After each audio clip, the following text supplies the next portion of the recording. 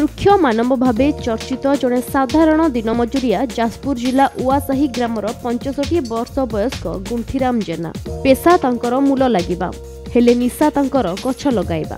परिवेश को सुस्थ रखिबा पई दीर्घ 20 वर्ष ହେଲା से गछ लगाई आसुछंती। 20 वर्ष भितरे पाखापाखि 20,000 रु ऊर्ध्व गछ लगाई सारिछंती गुंठीराम। बिना सरकारी साहाय्य केवल निज परिवार सहायतार से एपरी काम करि आसुछंती। रेडियो रु आगे सुनिथिली जे गछ पकेले परिवेश सुस्थ रहिबो।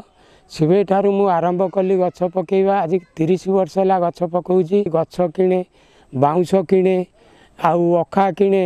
लोकों को आह्वान दौची मो भली आपण माने किछि किछि करंतु, किंतु सरकार टिके सहायता हेले माउ किछि करंती। बापा 100 टका आनिले भी तादिर आमे 50 टका खर्च करू खाऊ आ सेइथिरे भी से बांस किणंती आ अखा किणंती आ गछ लगांती।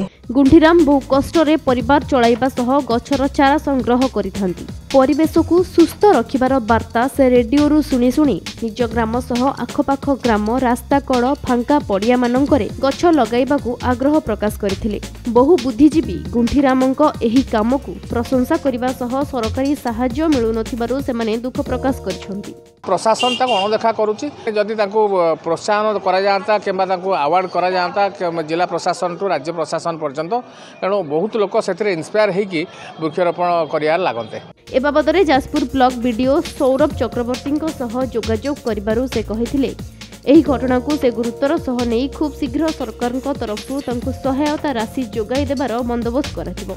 Jajpur Arjun Mishra report Konark news. Jajpur block उआसाही रे तांकर ये कार्यक्रम चली।